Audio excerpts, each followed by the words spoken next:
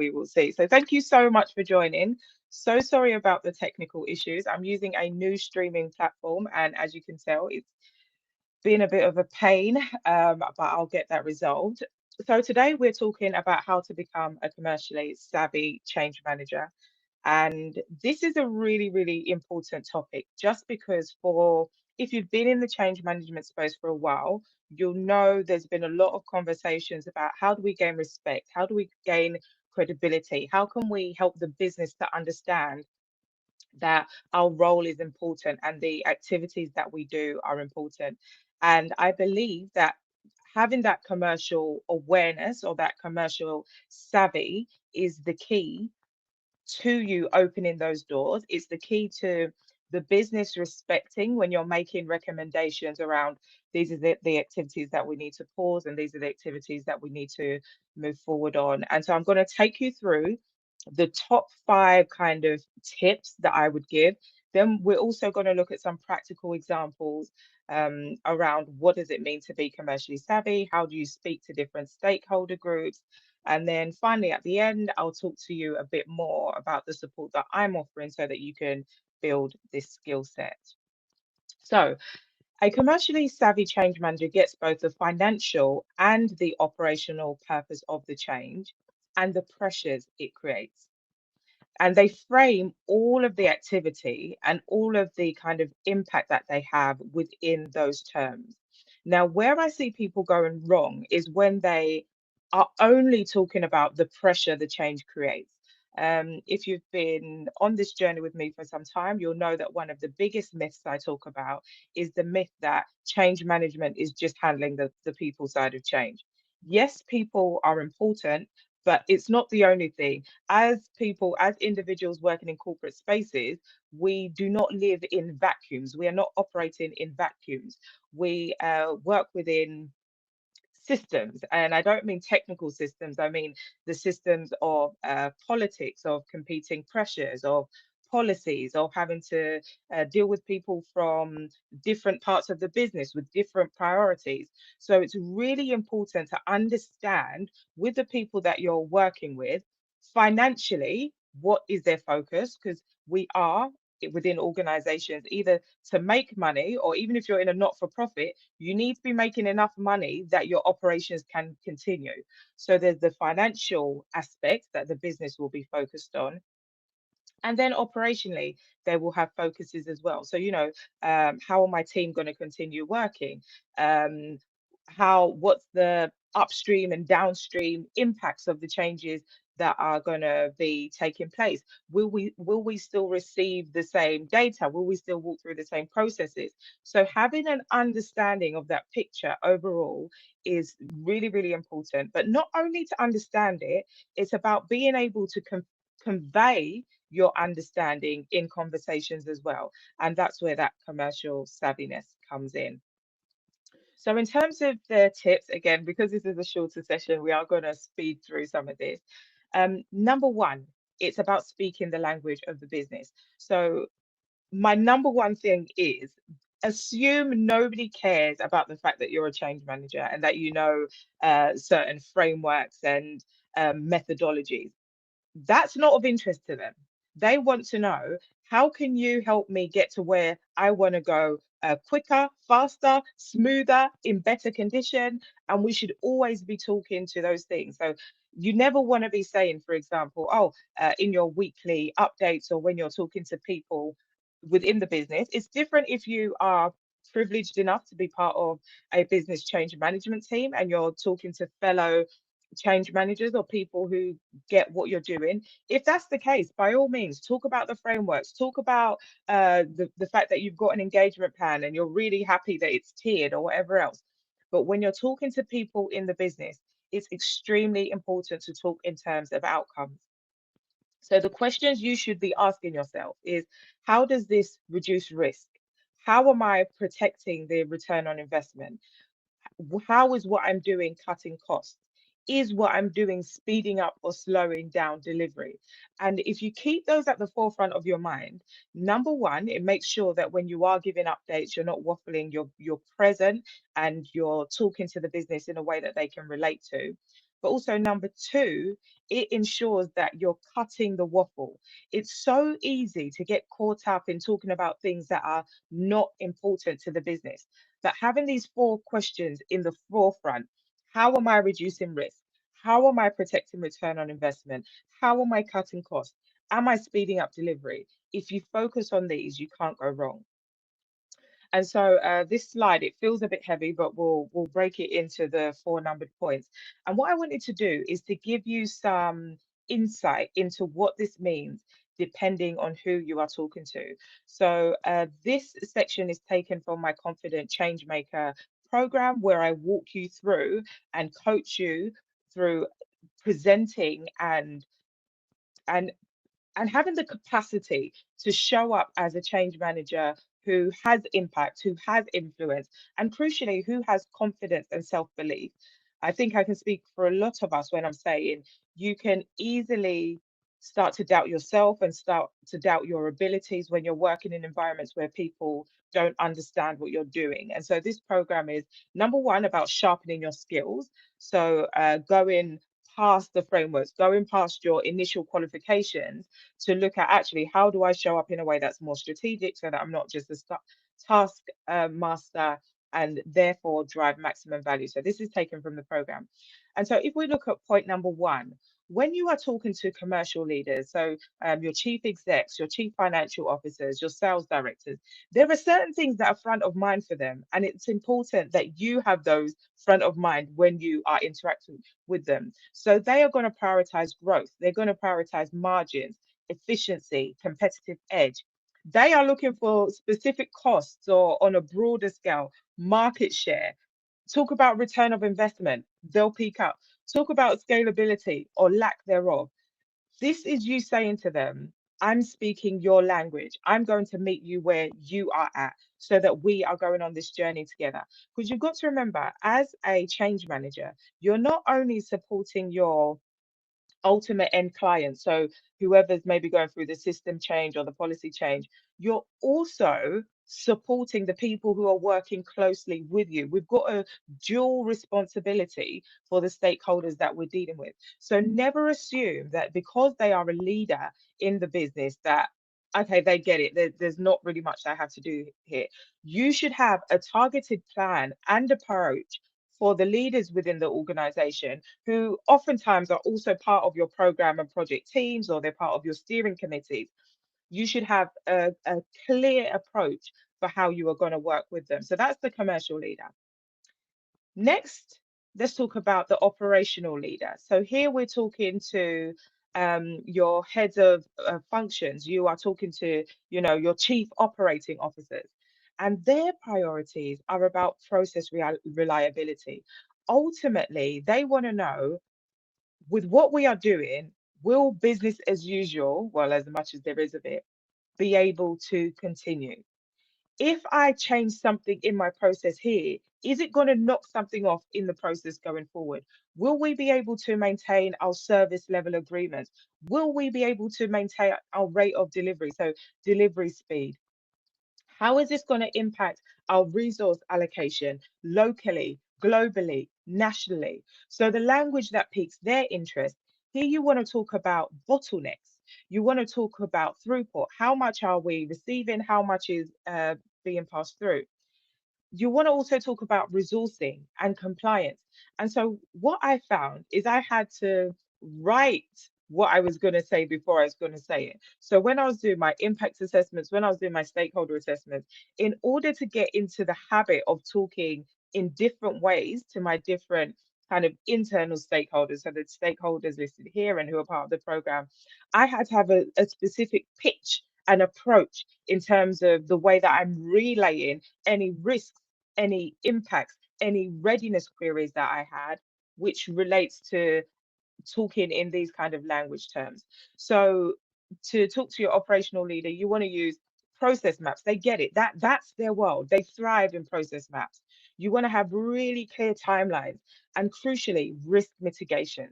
It's not enough to just raise the risk and move on. You want to also have a proposal around, okay, I've identified this risk, or the program has identified this risk, and this is what I think we need to do to minimize the likelihood of that happening. Third, you have your people leaders. So your chief HR officer, you've got your organizational design and development leads, and your line managers. So for them, their priorities are around engagement, well-being, retention, culture.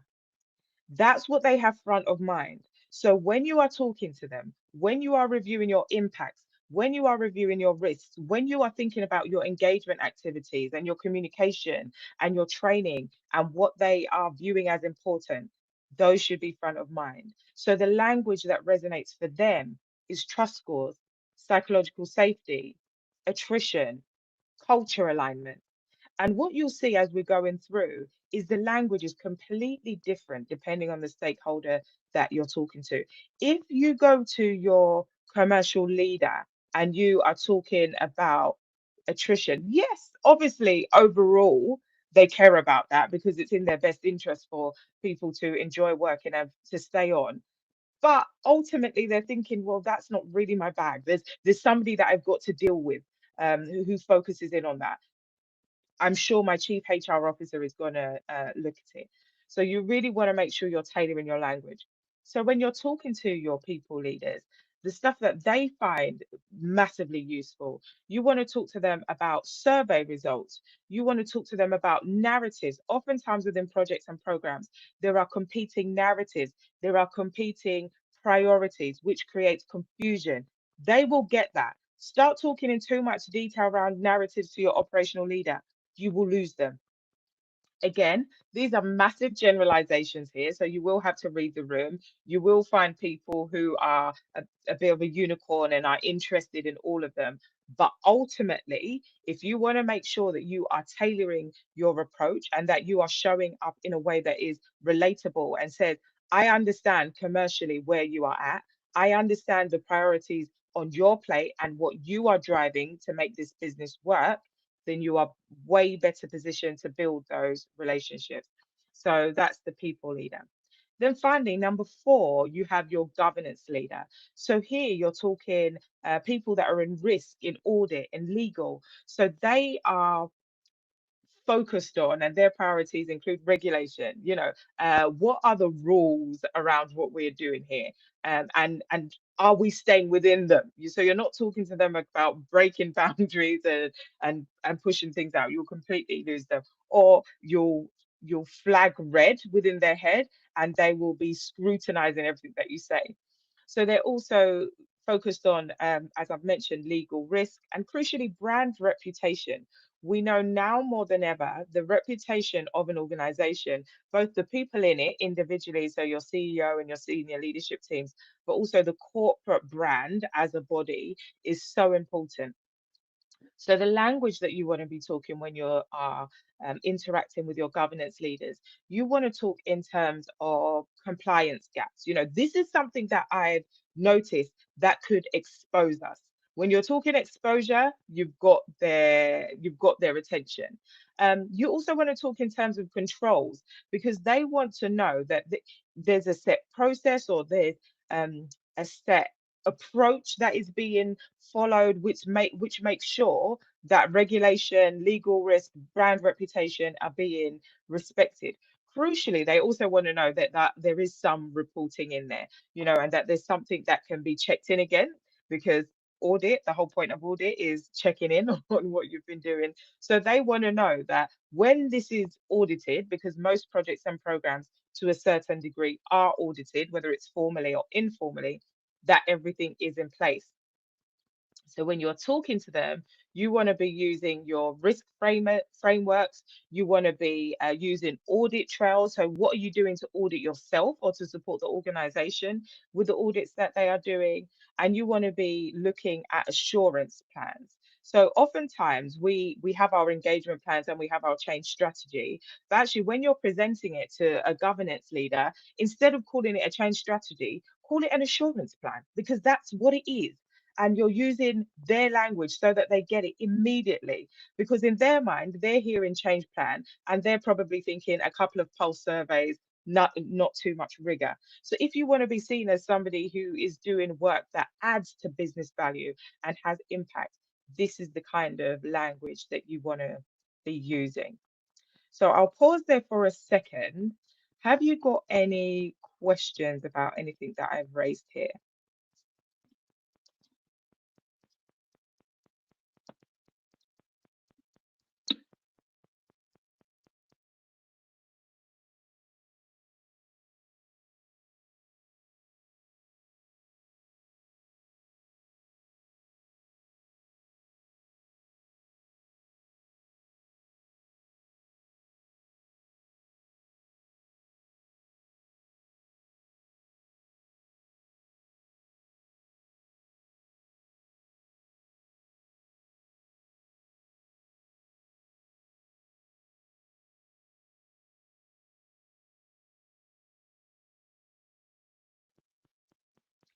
Okay, so far it doesn't seem like there's any questions. In that case, I'll speed through the other four, and it relates to the summaries that I've just given. So the second thing I would propose is you want to make sure that you are surfacing risk early. So it's one thing to speak the language of the business and the business area that you're talking to.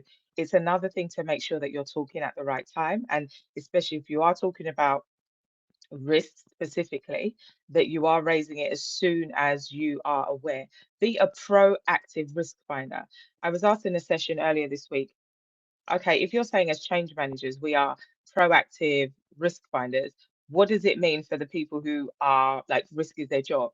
And the way I put it is, well, those people who sit in risks wait for risk to be reported into them. They're not proactively going out and finding them.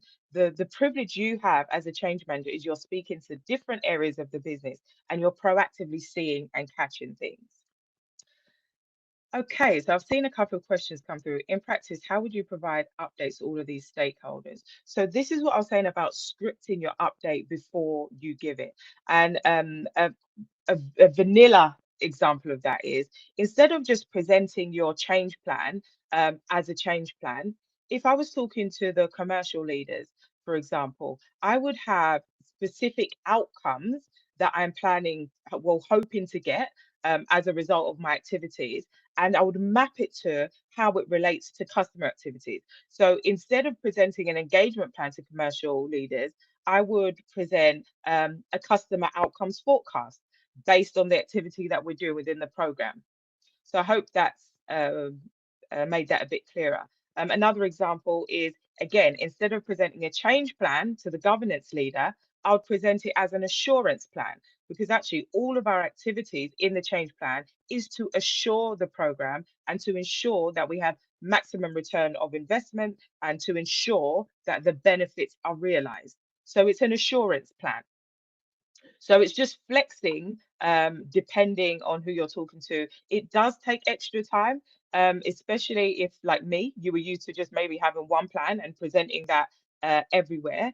But invest in this time, and what you'll find is people will be proactively coming to speak to you because they'll be saying, okay, go and talk to Nisi, go and talk to Donna. She has an assurance plan for this program, and she's working with people to ensure that we are covered and we're not overly exposed because there's risks that are not managed. And that's how you want your name to be spoken about. You don't want to just be associated with tasks that nobody knows, what they are contributing. Uh, okay, thank you. Really good. Program governance. Absolutely. So there's a couple of tips that people are putting in the chat.